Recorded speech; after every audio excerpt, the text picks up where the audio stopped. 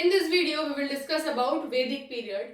We shall cover the basic introduction, its architecture, types of housing, construction of railing and gate in this video. So let's start with the introduction of Vedic period. Vedic period is described as the combination of Aryan and Dravidian civilization. Vedic period is referred to the time span between the end of Indus Valley civilization and the rise of First Indian Empire of Mauryans.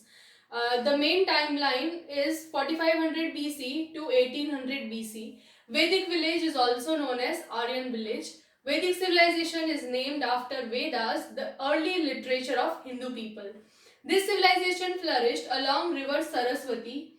The building materials that were used were readily obtainable, like wood, bamboo, thatch, brick, etc. Along with the above mentioned materials, they used metals like tin, lead, silver, copper, iron, etc. The architecture of the Vedic period encompasses huts of round and square shape and also some tower-like structures. The cities of the Vedic period were rectangular in arrangement and divided into four quarters by two main roads intersecting at right angles, each leading to a city gate. One of these quarters enclosed the fortress and another part was the suburban area. The third quarter was set aside for merchants and the last for tradesmen who could exhibit their merchandise. The early Aryans who had invaded the cities of Indus Valley civilization had seen the use of brick in their cities. However, the descendants of early Aryan people did not use brick and chose to build their village settlements in timber, bamboo and thatch, which were readily and abundantly available from the forest.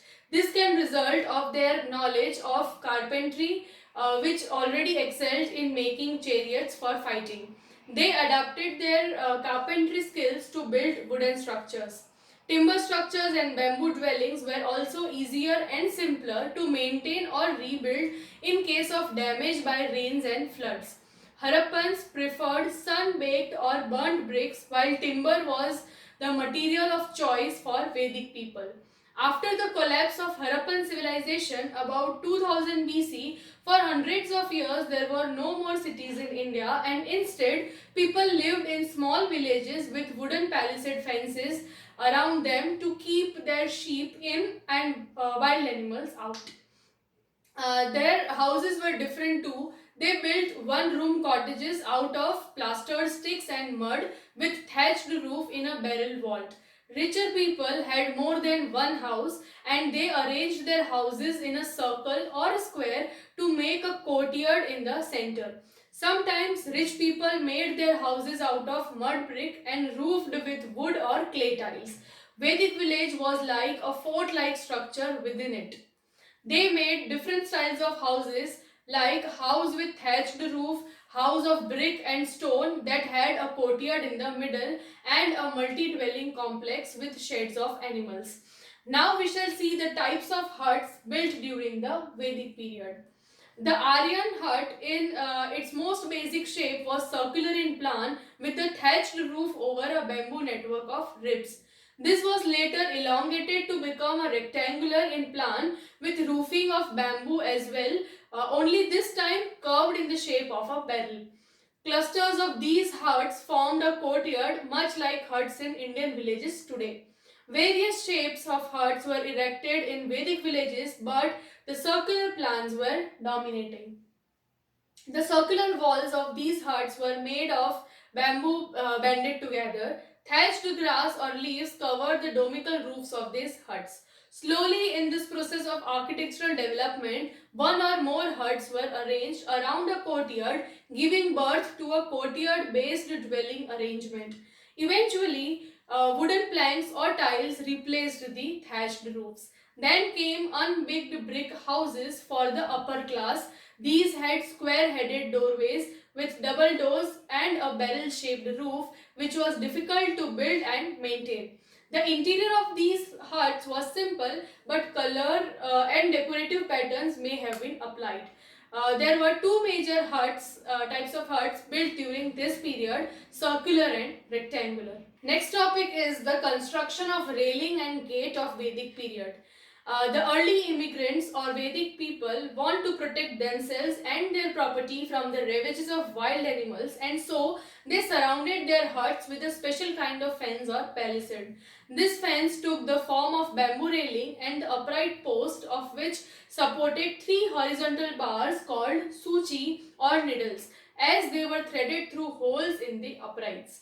These peculiar type of railing became the emblem of protection, not only to enclose the villages but as a fence around the fields, and eventually to preserve anything of a special or sacred nature. In the palisade encircling the village, entrances also of a particular kind were devised.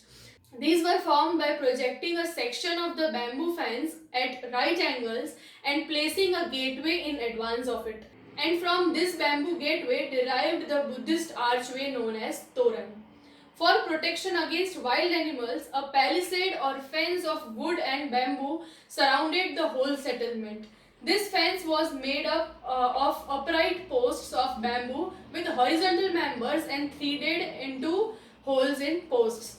At one point, the fence was extended forward to form a sort of gate.